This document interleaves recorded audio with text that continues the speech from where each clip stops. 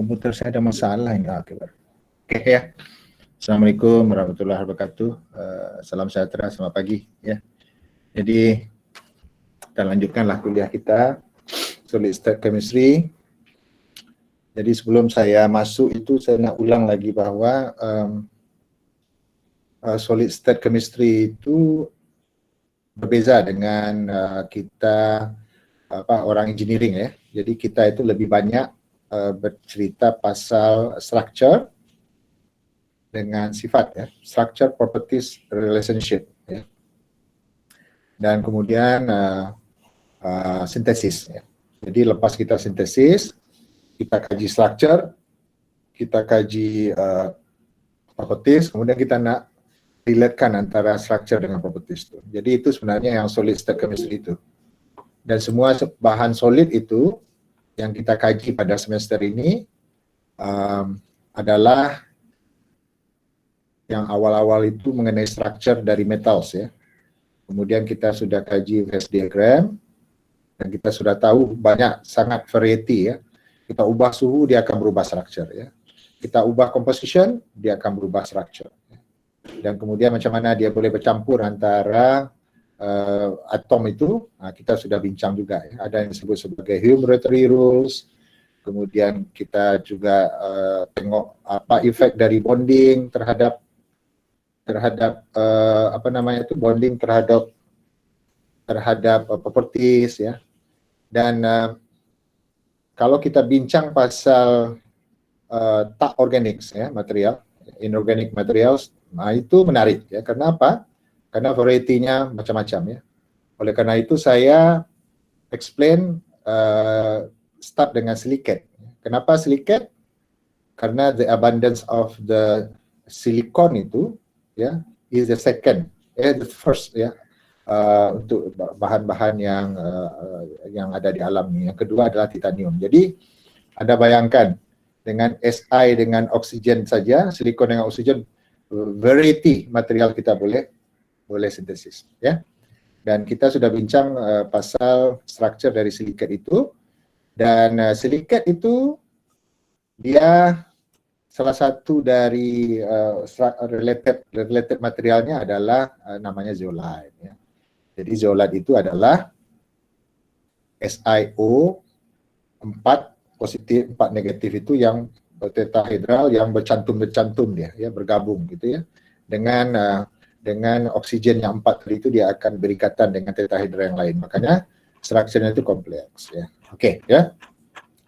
Jadi kita sudah bincang itu dan kita sudah bincang pasal bonding ya. Bonding daripada zeolite ya.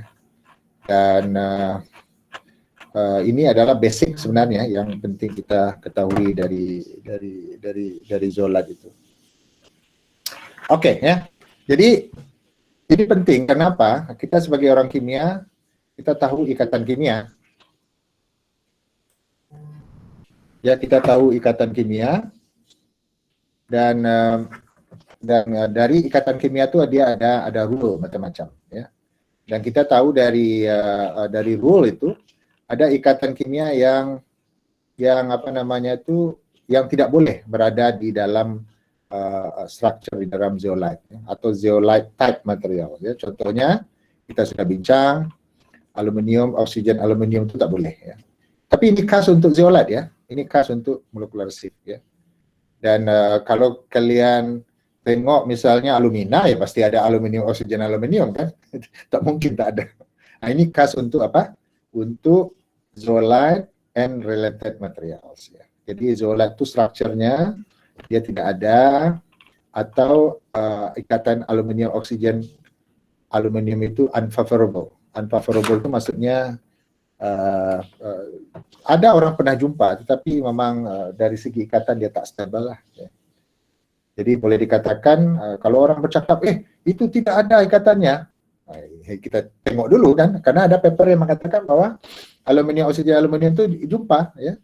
Profesor Jacek Klonowski dia tahun 87 dia buat papers ya, mengatakan bahwa zeolite yang ada aluminium oksigen aluminium itu ya. Oke. Jadi ini penting ya, kalian tengok-tengok lagi video sebelum itu. bahwa kita orang kimia itu kita mesti paham structure, kita mesti paham bonding, ya, kita mesti paham rules ya dari bonding itu. Ya, kalau tak, susah kita nak memahami sifat dari material. Okay. Kemudian kita sebagai orang kimia, apalagi orang analytical chemistry lah, dia pasti akan karakterize ya material itu berdasarkan stoichiometry. Ya. Nah, apa yang disebut sebagai stoichiometrik. Ya. Jadi ini penting ya sebagai orang kimia, kita harus tahu stoichiometry ini. Ya. Jadi sebagai contoh, misalnya ada berbagai macam zeolite lah ya. Sebagai contoh, saya nak lukiskan ini. Ini contoh nih. Ini namanya Na. Zeolite itu kan macam-macam ya bentuknya tuh. Ya, strukturnya itu ada ratusan. Dan salah satu strukturnya itu adalah kita sebut sebagai NAA zeolite. Ya. Kalau dalam nomenklatur zeolite itu, ini nama strukturnya adalah LTA. Nah, nanti kita tengok kalau di dalam apa namanya itu database dari zeolite structure itu LTA. LTA ini singkatan dari Lin Type A. Ini sudah tahu sejarah sedikit. Ini adalah company ini, ya, yang Lin nih, ya company. Jadi company itu dia membuat zeolite yang dia sebut sebagai Type A. Jadi singkatannya, strukturnya adalah LTA. Ya. Kalau kita tengok LTA itu, tunggu saya cukup ya.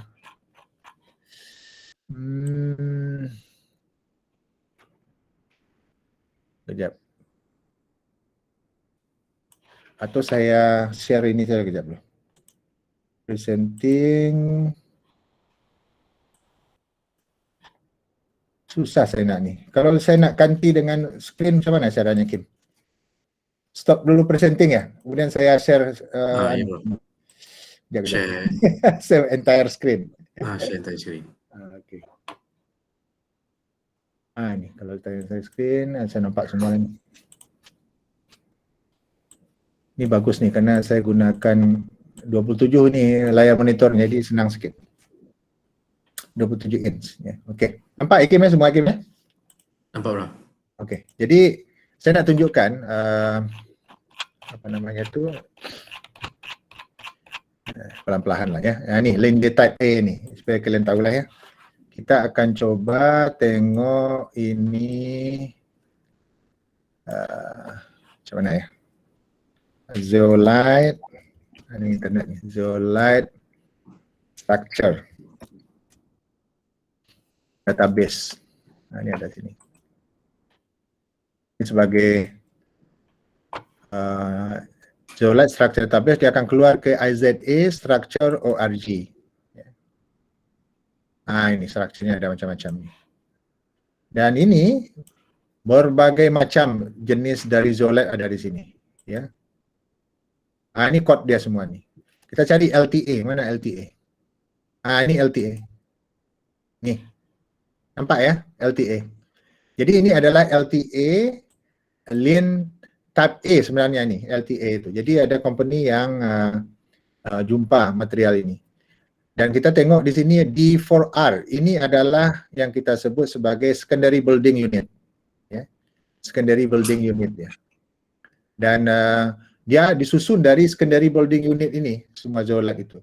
Kemudian ada lagi, ya ini, building unit dia ini, ya, building unit dia. Ini tiga-tiganya building unit. Jadi dicantumkanlah building unit itu, jadilah dia structure yang macam ni. Macam ni. Ya. D4R itu yang kotak ni, ya. Yang kotak ini. Yang kotak ni, yang ini. Kemudian ada lagi secondary building unit ni sebut sebagai SOD. SOD itu adalah sodalite.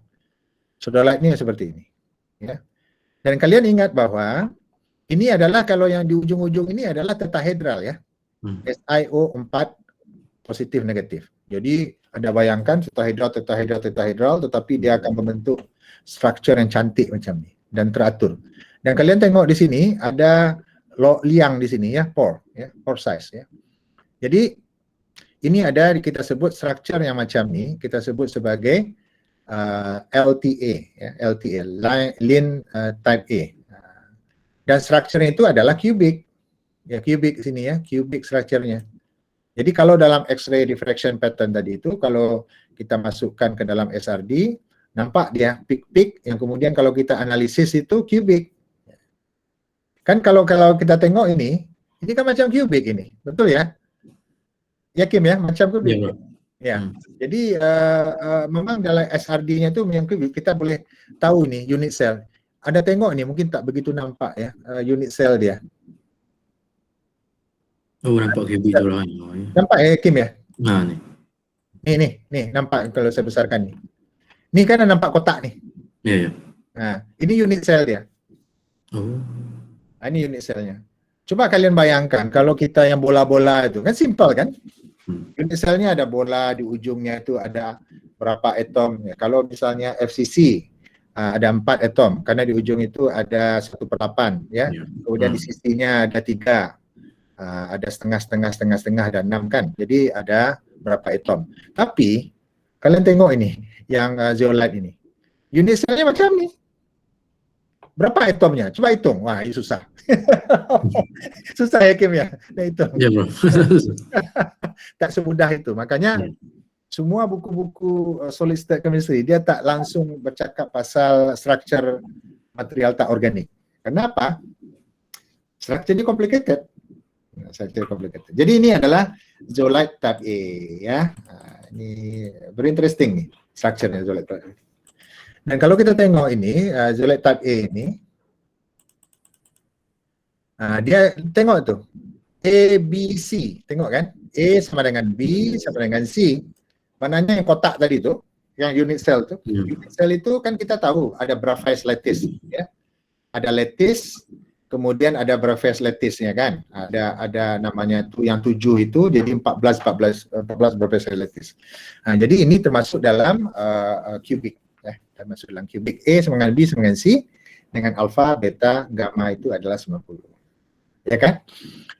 Nah, kemudian yang ini satu lagi nih, kita tak bahas ini, saya pun tak begitu paham juga mengenai PM, minus 3M, ini dari kristalografi punya nomenclatures. Jadi dia punya punya simetri seperti itu ya. Kita tak bahas itulah karena agak complicated sedikit ya. Oke, dan sampai sini paham ya bahwa kita sekarang tahu bahwa strukturnya macam ini. Dan untuk yang zeolite A ini ya, untuk zeolite A ini ya, dia itu alternate untuk zeolite A itu. Si per EL-nya itu sama dengan 1. Artinya, jumlah silikon dengan aluminium itu adalah 1. Kalau kalian tengok jumlah silikon aluminium 1, maknanya apa coba? Apa maknanya? Maknanya apa? Selang-seli kan dia? Betul Kim ya? Silikon jirannya aluminium. Kemudian silikon lagi. Kenapa? Di dalam Lorentz rule tak mungkin aluminium kan? Betul tak?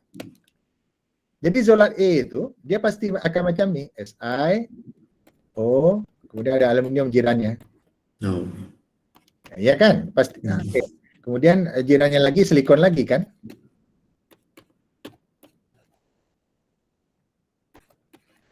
Paham ya? Anak-anak semua paham ya? Jadi dari segi structure itu. Tak mungkin dituliskan misalnya di sini ada aluminium. Kenapa? Lorentz rule tak boleh. Jadi structure yang kita tengok tadi itu, mana tadi itu ya? LTA tadi itu, ini tuh. Yang structure ini kan selang-seli dia. Ini silikon, aluminium. Silikon, aluminium. Silikon, aluminium, silikon, aluminium, silikon, aluminium, silikon, aluminium. Jadi selang-seli dia. Paham ya? Sampai di situ. Oke. Sekarang kita sudah belajar pasal properties. Nah, sekarang charge dia ini. Charge-nya ini. Berapa charge-nya ini? Ya pasti negatif sini kan? Ya betul ya Kim? Ya, aluminium negatif. Aluminium negatif. Dan udah pasti ada counter ion kan? Ya, counter ion itu adalah cation ion. Ya, pasti ada sodium atau potasium atau yang lain-lain lah ya. Nah, dan kalau orang analytical chemistry, kalau dia bincang pasal zeolite A tadi itu LTA, apa yang dia tengok dari analytical chemistry? Ya pasti dia akan tengok kan berapa jumlah silikonnya. Pasti jumlah silikonnya itu sama dengan jumlah aluminium. Betul tak? Kalau misalnya jumlah silikonnya lebih banyak dari aluminium, padahal dari XRD-nya itu, dia tengok XRD pattern-nya itu dia seperti ini bentuknya. XRD-nya itu adalah cubic. Tetapi jumlah silikon itu lebih banyak daripada aluminium. Apa kesimpulan kita? Silikonnya itu lebih banyak daripada aluminium, tetapi dia strukturnya itu adalah LTA, adalah zolat A. Apa kesimpulan kita coba? Ini kita berpikir sedikit nih. Ada boleh jawab? Saya sintesis nih zolat A. Saya sintesis zolat A. Ya, ini kita case study lah misalnya kan. Kita sintesis zolat A, saya masukkan ke autoclave. Ini autoclave kita. Kita sintesis, kemudian lepas itu kita jumpa zolat A lah, NaA ini ya, namanya NaA. Karena ada sodium dia. Jadi dia ada sodium di situ. NaA ya, zolat type A. Dan kemudian kita analisis dia menggunakan X-ray diffraction pattern. Dan kita tahu bahwa X-ray diffraction pattern itu dia strukturnya adalah LTA.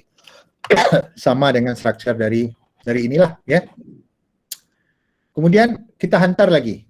Kita hantar dia kepada apa namanya itu ke chemical analysis. Chemical analysis.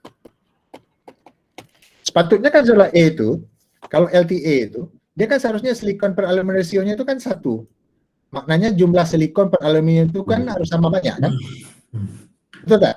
Ya, Bro. Nah, betul. Nah, sekarang ada case ya, ada case. Seandainya LTA kita itu silikonnya lebih banyak daripada aluminiumnya.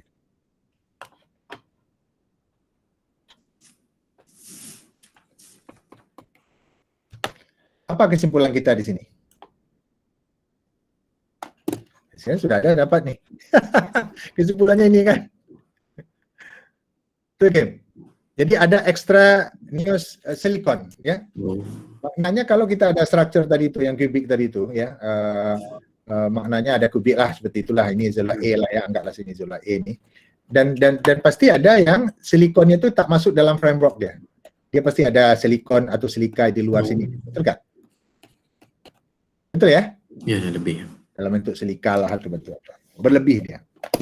Jadi ini kita sebut sebagai apa namanya itu? Ekstra neos silikon yang ada di luar ini. Ya. Dan bentuknya mungkin ya jadi silika, bentuknya. Dan propertisnya akan lain. Kenapa? Kalau ada dia silika, dia akan mengganggu ya. Maknanya dia kalau kita tengok tadi strukturnya itu kan seharusnya strukturnya kan macam nih. Bentuk seperti ini kan. Udah ada silika partikel di seluarnya sini. Ya artinya kan tidak semuanya poros kan. Ya, betul ya. Dicampuran jadinya kan. Jadi ada campuran. Jadi apa yang telah kita bincang tadi itu bahwa kita sebagai orang kimia, kalau kita terima sampel, apa yang pertama kali kita akan tengok? Yang kita akan tengok adalah structure. Ya. Kalau kita tahu, kita tengok structure, macam mana kita nak analisis structure? Ya, kita hantar dengan menggunakan apa? XRD. Betul ya? Makanya kenapa dalam solid state chemistry itu XRD itu diajarkan awal-awal. Nah, ini untuk apa namanya? Untuk kita cek structure. Karena solid itu kan ada dua strukturnya kan? Ada yang amorphous, ada yang crystalline. Kalau crystalline kita kan boleh tahu apakah dia cubic, apakah dia hexagonal, apakah dia campuran. Lepas itu apa lagi kita nak buat? Kita nak tahu komponen di dalamnya. Kita lakukan apa yang disebut sebagai chemical analysis. Sebagai orang kimia. Oleh karena itu, penting kan? Ada dua yang paling penting di dalam solid state chemistry itu. Kita mesti tahu structure. Apa lagi? And? Apa lagi? Composition kan?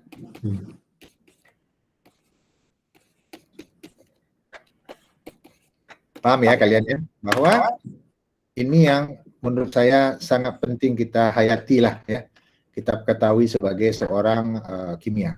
Dan apapun ya, karena ini basic nanti kalian kalau bekerja misalnya di jabatan kimia, ya pasti akan berhubungan dengan ini. Kalau ada orang hantar sampel, kalau ada case misalnya, ya kita nggak tahu strukturnya. Apalagi PPJAL kan, apa ya barangnya itu ya, kita nggak tahu tuh caranya mungkin ya macam-macam ya. Kalau dia crystalline, kalau dia amorphous ya kita gunakan XRD. Jadi XRD ini sangat penting ya, sangat penting. Jadi case yang sama juga kalau kita tengok aluminium phosphate nukleosif. Aluminium phosphate nukleosif itu sama juga ya. Contoh ya, ini kan NaE zeolat. Jadi aluminium phosphate nukleosif, contohnya saya dulu sintesis material saya itu, ini strukturnya ini. EFI, mana EFI? Allah, mana EFI ya? Ini. Ini hexagonal strukturnya. Jadi dulu tahun 90-an, 95, 99 saya sintesis nih. Jadi ini sebenarnya alternate juga, aluminium, fosforos, aluminium, fosforos, aluminium, fosforos, aluminium, fosforos macam itu. Ya. Jadi materialnya seperti ini bentuknya. Dan kalau orang kalian tengok ini, dia disusun oleh apa yang disebut sebagai secondary building unit. Dan secondary building unit ini tuh, seperti ini bentuknya. AFI itu secondary building unit, composite building unit. Secondary building unitnya 12 atau 6 atau 4. Jadi dia apa namanya itu tersusun seperti ini. Disusun dari secondary building unit. Agak complicated nih. Kalau kita ada model, kita boleh buat. Dulu saya pernah beli model ya. Kita susun ini material ini. Yang dulu kita buat di lab itu adalah apa namanya itu fungicide. FAU. Interesting juga, 1 hari baru selesai susun tuh.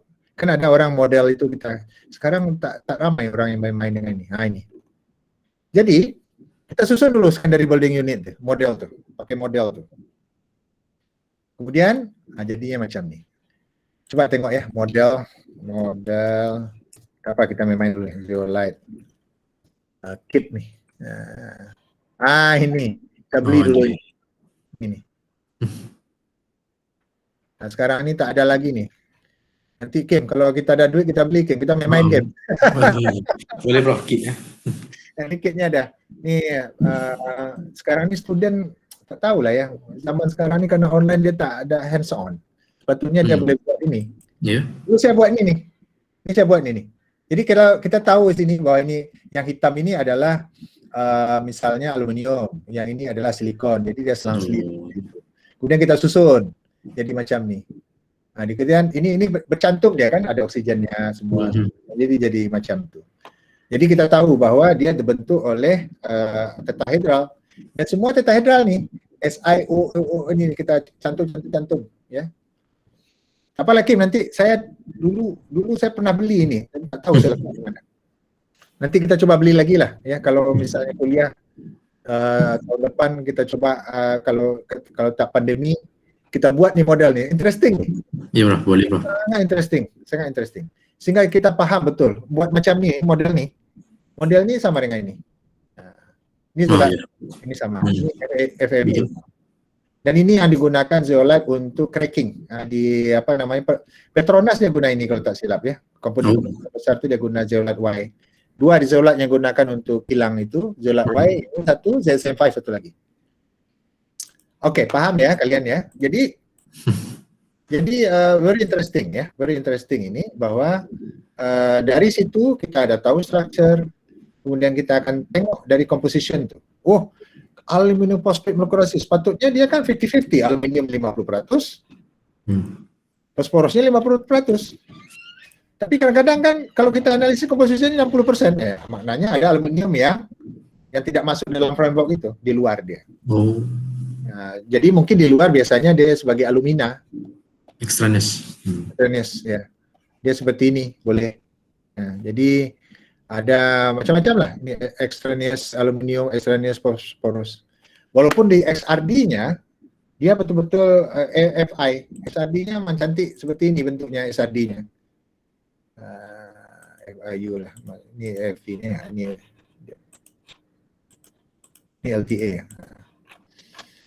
Jadi seperti itulah ya.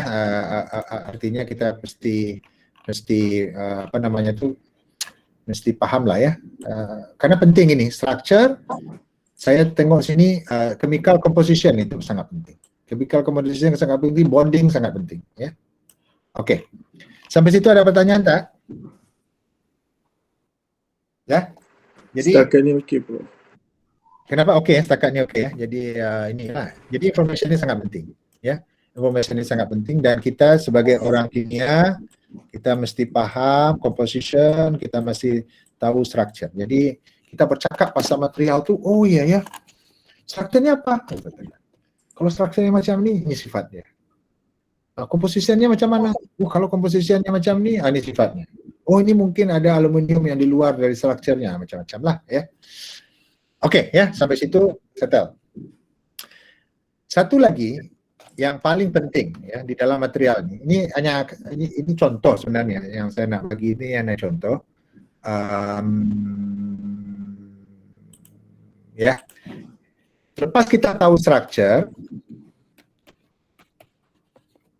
kemudian kita tahu apa namanya itu composition misalnya kan, composition. Apalagi nih? Yang paling penting itu properties, sifat. Ya. Sifatnya macam-macam material itu, tergantung dengan application kita. Betul tak? Betul.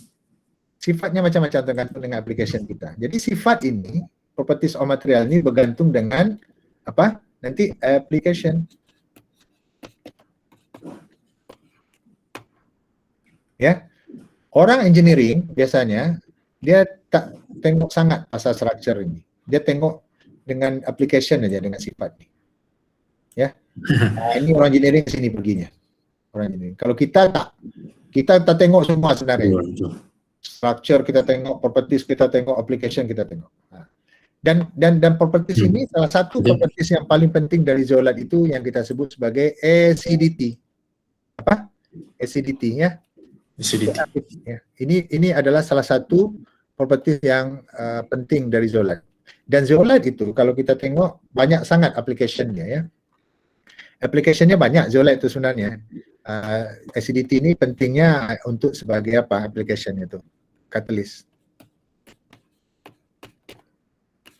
Dan zeolit ini kebanyakan digunakan orang sebagai mangkit.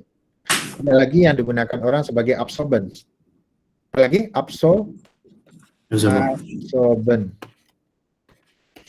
Kenapa orang gunakan dia sebagai absorbent coba? Kenapa dia gunakan sebagai absorbent? Ada yang boleh jawab?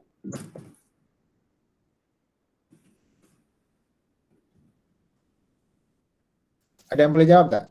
Kenapa dia digunakan sebagai absorbent, zeolit?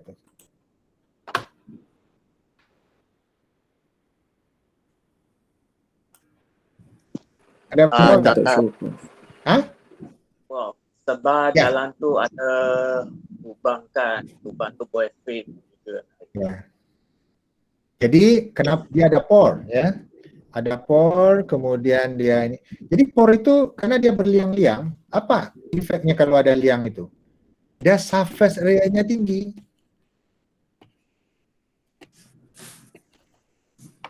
Surface area itu tinggi.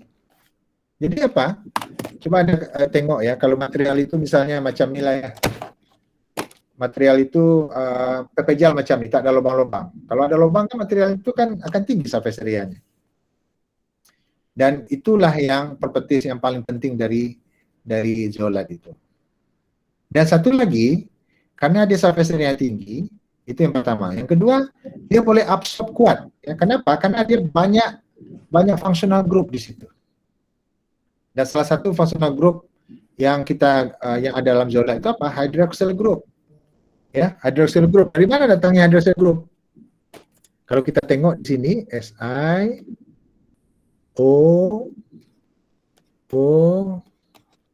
Ya, betul ya. Ini kan boleh jadi ada S di sini hidroksil nih. Kemudian kalau kita letak aluminium di situ, nah ini yang kita sebut sebagai apa nih? Functional group kan? Dan inilah yang akan menjadi fungsi daripada zeolite itu. Yang pertama karena dia surface area-nya tinggi.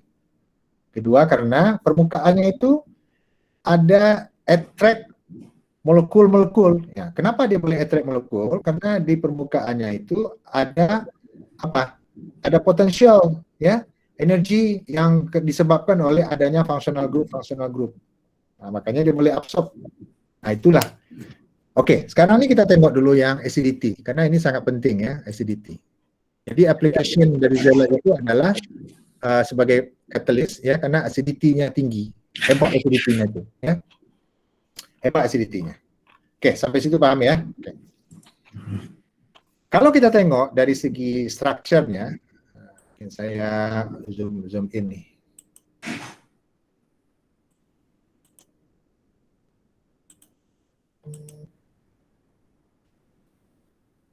Banyak sangat nih WhatsApp. Oke. Ini di dalam surface dari zeolite nih, saya gambarkan ini tadi kan. Dia ada SiO, SiO, SiO, Si. Dan di dalam SiO tadi itu ada kemungkinan dia akan berikatan dengan hidrogen, ya, sehingga dia akan menghasilkan apa yang disebut sebagai silanol. Jadi silanol itu adalah SiOH, ya, silanol namanya. Silanol ya, silanol. Ini silanol itu apa? SiOH. Nah, ini silanol namanya.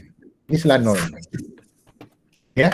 Jadi kalau kita tengok sini SiOH. SiOH. Dan hidrogen yang berikatan dengan oksigen itu macam-macam. Ya. Ada yang berikatan dengan yang disebut sebagai hydrogen perturb. Hydrogen perturb itu hidrogen itu ada dia berdekatan dengan oksigen yang lain. Nah, jadi dia itu ada interaction. Interactionnya kita sebut sebagai van der Waals atau hydrogen bonding. Ya, van der Waals itu kan macam-macam kan. Dan salah satunya adalah hydrogen bonding antara oksigen dengan hidrogen ini. Ini kita sebut sebagai hydrogen perturb. Dan position itu macam-macam. Ada hydrogen perturbnya itu yang mungkin di tengah struktur, ada yang di ujung. Nah, kalau yang di ujung disebut sebagai terminal vicinal silanol. Nah, seperti itu. Ya. Ada yang disebut sebagai geminal silanol. Kenapa? Karena Si tadi itu ada 2 OS. Bukan satu saja, 2 dia. Jadi Anda boleh bayangkan bahwa di dalam zeolite tadi itu, ya, di dalam zeolite tadi itu, kenapa dia boleh dibuat berfungsi sebagai mangkin dan berfungsi sebagai absorben. Tadi yang saya sebut tadi itu. Kenapa? Karena dia ada functional group.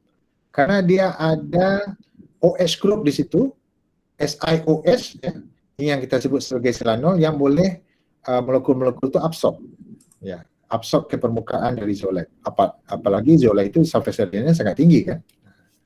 Jadi kalau kita panaskan misalnya, kita panaskan ini boleh putus nih. Dia akan menjadi es. Yang keluar apa di sini? Keluar air kan? Pada high temperature. Saya pernah panaskan zeolite saya pada suhu sekitar dekat 1000, ya. Apa hancur strukturnya? Hancur, lubangnya sudah tak ada lagi. Dan yang ada itu apa? Yang ada itu adalah yang kita sebut sebagai siloxane bridge. Jadi, kenapa waktu kita panaskan suhu yang sangat tinggi, lubang itu collapse, dia menjadi silika.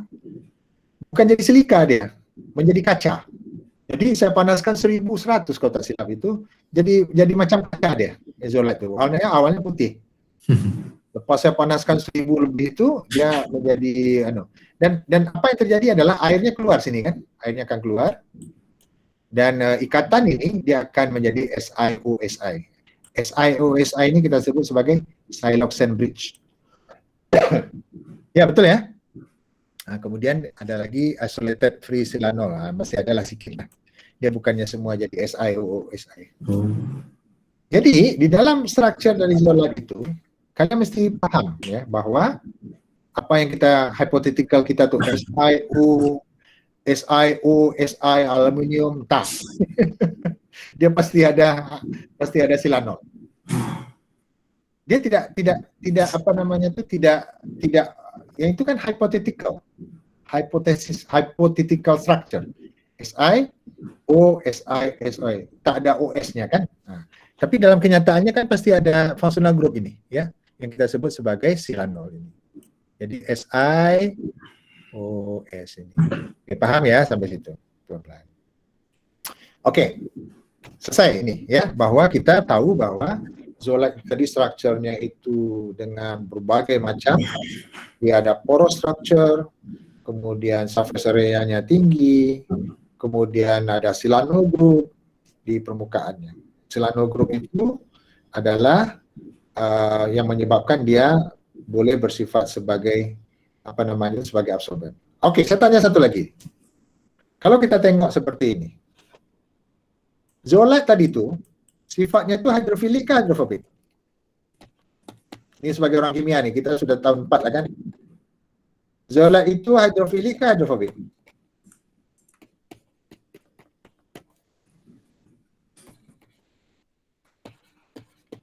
Ada boleh jawab?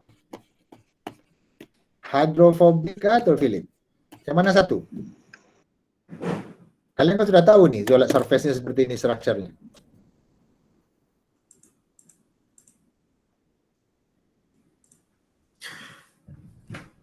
Ada yang boleh jawab? Saya hidrofilik, Prof. Hidrofilik. Hidrofilik, Prof. Dari mana datangnya hidrofilik itu?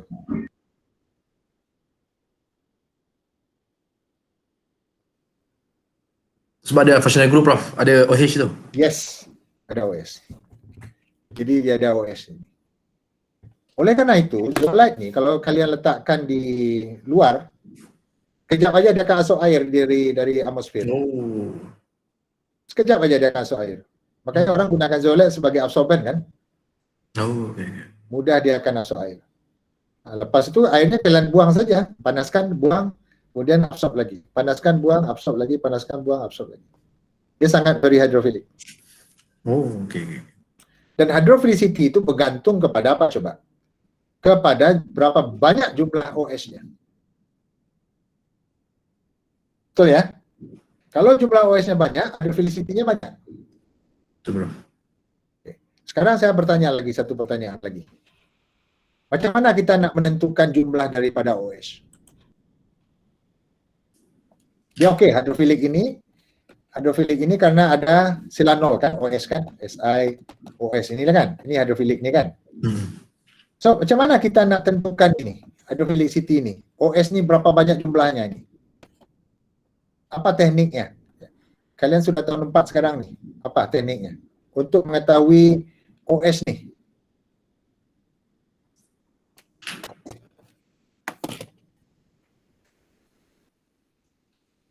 Apa teknik analisis? Oh iya ya, ternyata material saya ini OS-nya banyak. Lalu bertanya lagi orang dari company itu, apa buktinya bahwa OS-nya itu banyak? Apa teknik analisis yang Anda gunakan? Kalian kan sudah belajar spektroskopi. FTIR. Bukan functional group. FTIR. Ya. Jadi kita tentukan dengan FTIR. Ya. Jadi kita gunakan dengan Fourier transform infrared. FTIR. Inilah dia nih FTIR-nya. Ya, Bro. Jadi ini infrared. Dan FTIR itu kita boleh tahu dia macam mana berapa banyak OS-nya dan jenis dari OS tadi itu. Kan kita sudah tahu jenis dari OS macam-macam. Ada yang per chip, hydrogen per chip, ada yang terminal, ada yang germinal. Nah, jadi apa? FTIR itu OS itu akan keluar pada ini kita sebut sebagai apa yang bawah ini ya. Kalian kan sudah belajar FTIR nih. Saya tak ulang lagi lah. Nih bawahnya apa namanya? Ini kita sebut sebagai wave number kan? Wave number. Wave number ini adalah centimeter minus 1. Ya, Betul bro. dan sesuai dengan energi. Kan kita kalau tahu apa namanya itu, energi itu lambda. Kalau wave number itu apa? 1/lambda kan? Nah, ini wave number ini. Jadi 1/lambda itu adalah wave number. Jadi dia sesuai, kalau wave number-nya tinggi, energinya akan tinggi juga. Betul tak? Ya. Oke. Sekarang OS itu dia akan keluar pada wave number sekitar 3.800 sampai 3.000. Pokoknya daerah-daerah inilah dia akan keluar peak sini. Oke. Jadi ini adalah daerah sekitar 3.000 ini ya. 3.000 sampai 3.800 atau biasanya kalau FTR itu sampai 4.000 nih ya, sampai 4.000 kita boleh ini, maksimumnya 4.000 centimeter minus 1 ini adalah daerah yang kita boleh tengok apa namanya Silanol band. Dan Silanol band itu macam-macam kan, ada yang kita sebut sebagai satu apa, isolated. Isolated itu yang mana? Nih, isolated nih. SIO, H. Dia satu aja deh. Dia isolated ya. Kemudian ada lagi yang geminal namanya. Ada yang juga hydrogen bond, non hydrogen bonded.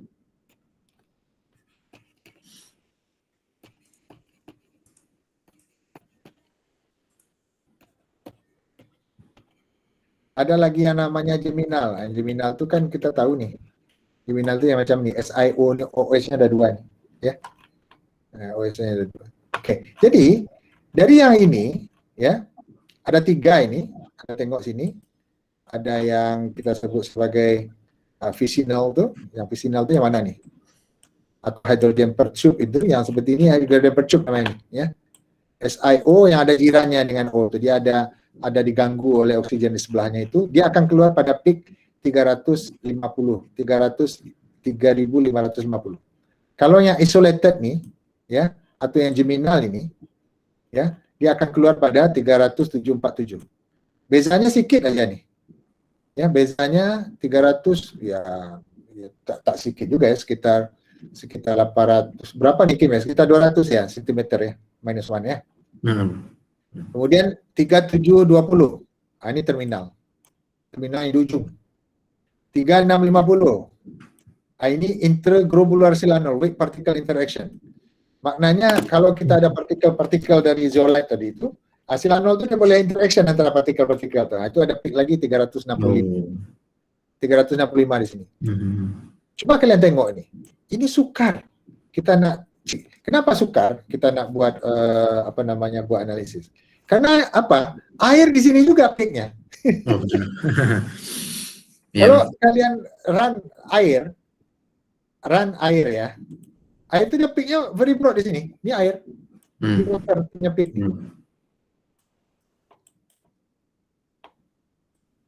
Sedangkan saya cakap tadi, material kilat itu kan hidrofilik. Anda letakkan saja zeolite itu di luar, dalam masa berapa menit atau berapa detik, dia boleh langsung absorb air yang ada di atmosfer. Oleh karena itu, macam mana kita nak tahu assign di silanol band? Ada boleh jawab tak? Hakim boleh jawab tak, Kim? Kita buat eksperimen nih, Kim. Kita punya zeolite nih. Lepas tu zeolite tu saya letak di luar, kan langsung absorb. Maknanya kalau dia langsung absorb, dia kan ada very hydrophilic. Very hydrophilic itu kita sebut sebagai hygroscopic kan. Dia senang nak absorb air kan. Kemudian kita run FTIR. Peak airnya juga di situ. Tak nampak silanolnya karena dia tertutup dengan air itu. Macam mana kita nak membuang ini supaya airnya tak nampak?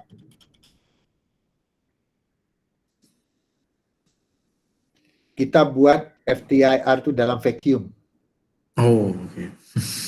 Dan kita punya alatnya dulu di Makmal sudah pecah. Dan itu sukar. Buat vacuum kita buat buat KBR pellet tuh masukkan ke situ. Kemudian kita vacuumkan, panaskan sehingga airnya hilang, baru kita masukkan ke FTIR. Vacuum kan. Dan itu susah. Satu sampel mungkin 1 hari lah. Nak masukkan itu susah. Supaya apa? Biar nampak silanolnya. Kalau tak nampak silanolnya. Kenapa? Karena tertutup oleh air. Jadi ini adalah teknik khusus, ya. Teknik khusus. Kalau kita dry saja bro, tak boleh bro. Dry kemudian kita dengan cepatnya tak boleh kat bro. Tak boleh, dia pasti akan tertutup. Oh, okey, betul lah. Makanya dia hygroskopik, sangat hygroskopik. Sangat hygroscopik, maknanya kalau dalam test tengah test tu pun boleh absorb lagi bro kan? Boleh absorb. Baik, Makanya almarhum Prof Sugeng dia punya alat sendiri, buat sendiri. Anda ni lah, anda vacuum bro. Dia ada vacuum. Jadi lepas dia masukkan tu, dia vacuum, dia panaskan sehingga airnya tak ada, langsung dia masukkan ke FTR. Oh, betul juga bro kan, sebab kacau bro, output air, betul juga. Ya, macam ya. Dan ini perlu ya, sebagai orang kimia. Ya. Kita sudah nampak bahwa dalam real situation macam-macam masalah yang kita hadapi. Kita nak tahu tadi, pertanyaan saya simple. Macam mana you nak tahu bahwa dia ada silanol? FTIR. Kemudian lepas kita tahu dia FTIR, kita run, tak ada nampak dia karena tertutup oleh air. Lalu masalah lagi macam mana kita nak buang air? Ya. Kita buang air lalu kita masukkan cepat-cepat ke FTIR. Tak boleh juga karena dia hygroscopik. Oh, okey. Sedikit air aja dia akan mengganggu. Jadi oleh karena itu, apa pula ni? Jadi oleh karena itu, kalian nampak ya bahwa banyak yang perlu kita pahami ya dari dalam solid state chemistry ini ya, untuk kita menganalisis sampel kita. Kita perlu tahu structure, kita perlu tahu macam mana kita nak mencirikan. Ini masalah yang menurut saya bercakap macam ini berdasarkan pengalaman ya. Bukan apa namanya tu, kalau kalian baca buku mungkin tak menghayati betul-betul. Karena saya bercerita pengalaman saya nih. Dan susah ini, agak sukar ini nak buat seperti ini sukar. Dan dari sini, dari selanol itu kita tahu oh ya isolatetnya banyak, kemudian pertripnya banyak, intraglobularnya ada dan segala macam. Itu ya. Dan inilah kalau kita tengok dari segi acidity. Acidity itu apa sebenarnya? Ini. Tapi udah jam 11 nih, Kim. Acidity itu ada dua konsep. Apa yang kita sebut sebagai Bronsted satu. Ada satu lagi acidity itu kita sebut sebagai Lewis. Wow. Bronsted acid, Lewis acid. Bronsted itu inilah definisinya ya. Bronsted itu adalah dia donor proton. Ya. Jadi Bronsted itu dia ada proton. Saya misalnya zeolite nih, saya punya proton nih ya. Saya menyumbangkan proton saya ke tempat lain. Itu Bronsted acid. Kalau Lewis acid berbeza dia. Dia apa? Dia acceptor.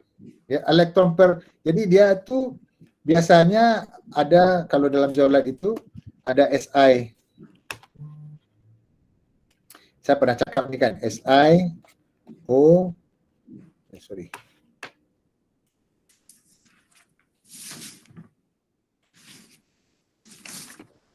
Seperti ini. Kemudian ada, misalnya ada OS di sini ya. Ini kan dangling bond. Silikon yang tidak ada ikatan situ. Ini positif kan? Ini Lewis. Lewis acid nih namanya. Ini ada lagi Lewis acid. Jadi Lewis acid itu dia apa? Dia biasanya positif. Kalau yang Bronsted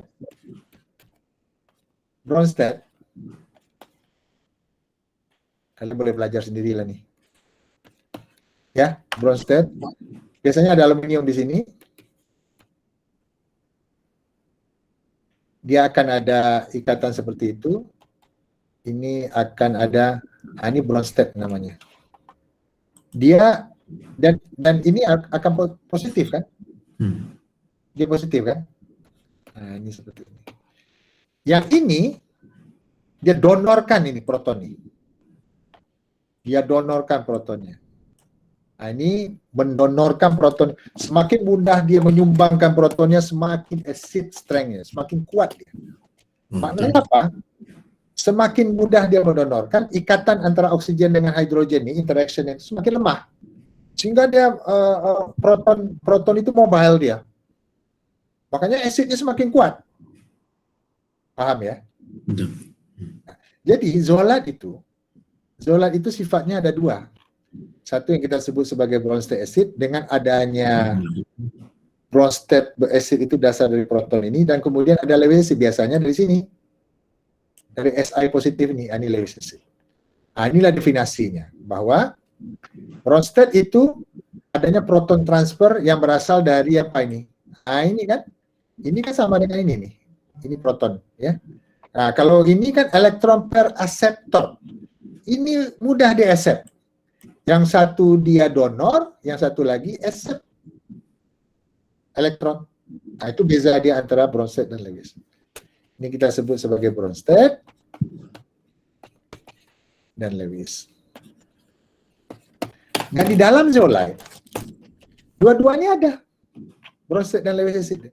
Dan dua-duanya ada, inilah yang kita manfaatkan untuk kita gunakan material kita ini sebagai mangkit.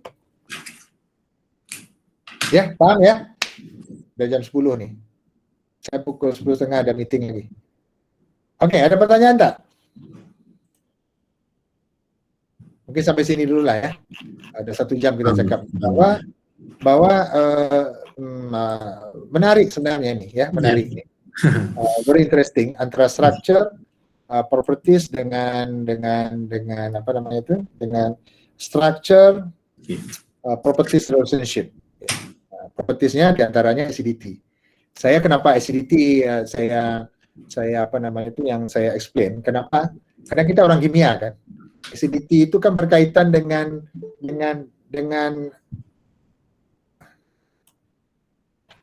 berkaitan dengan apa coba? Berkaitan dengan reaction.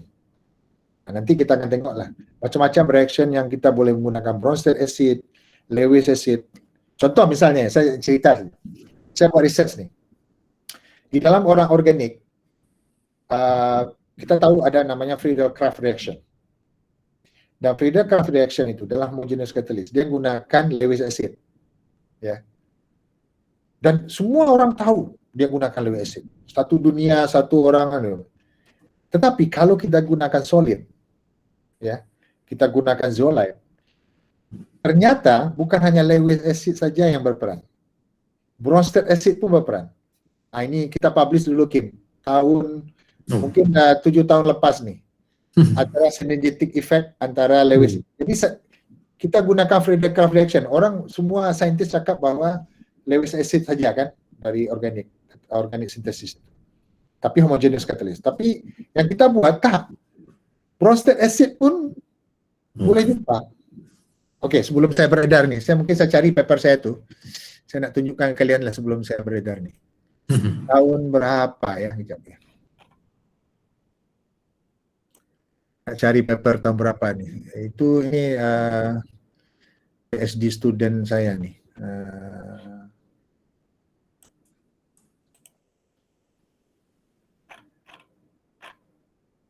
Apa tajuknya? Tidak.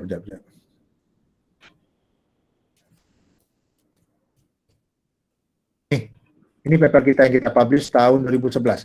Oh, 20 tahun lepas ya? Ini saya sedang rajin-rajinnya, Kim. Ini saya pertama, Kim. Oh, ya. Jadi, apa yang kita tengok? Ini kita gunakan FTIR nih untuk menggunakan hydroxyl group yang saya cakap tadi itu. Ini ada vacuum. Oh. Ya, ini FTIR yang ada vacuum nih. Boleh share, bro. Share screen. Kenapa? Oh, tak nampak ya? Tak nampak, bro. Ada bro share, kena share. Aduh, sorry. Kalian ada kelas lagi tak lepas nih? Ada, Prof. Ini saya nak tunjukkan sekejap.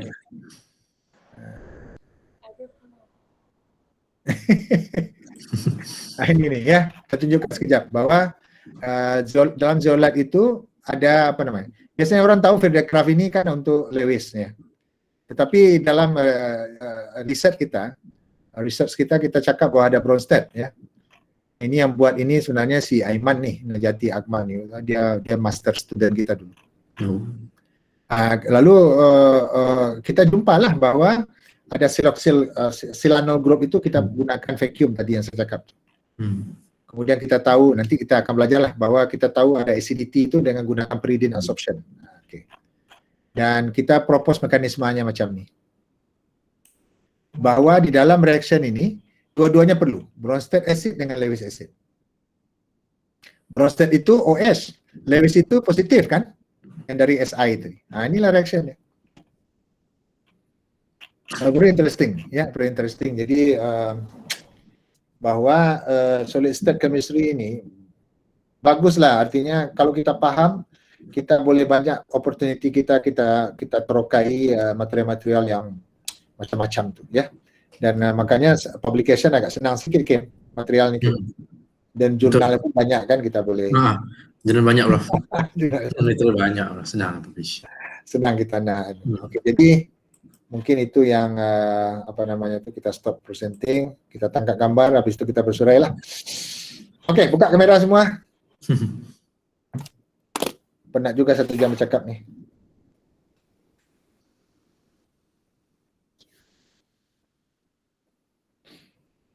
Itu bagusnya orang mengajar itu yang punya pengalaman buat research. Kalau orang mengajar tidak ada pengalaman buat research, namanya cikgu. Jadi dia belajar dulu malam-malam dari buku, pagi-pagi diajarkan. Jadi dia tidak ada pengalaman. Ya, tapi kalau di universiti tak macam tu sepatutnya. Jadi profesor itu, pensyarah itu yang buat riset tu, dia pengalaman dia tu, dia linkkan dengan teori-teori yang sudah ada. Itu hands on, right? Hands on. Ya, artinya lebih lebih kaya student tu jadinya. Practical, ada practical bro. Ada practical. Tapi dengan syarat bahwa bidang itu dikuasai oleh pensyarahnya. Tapi kalau bidang itu tak dikuasai, jadi macam belajar dari buku. Kalau dari buku, kita belajar sendirilah. Ya bro, ada passion bro. Ada passion kalau bidang lain. Okey, saya tangkap gambar ya. Okey, 1, 2.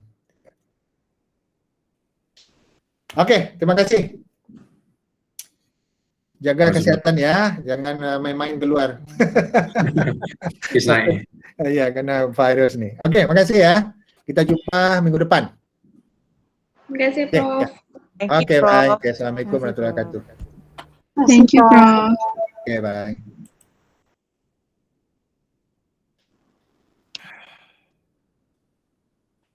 Kim, besok rupanya sudah mulai Kim ni. Apa bro? Saya apa namanya tu?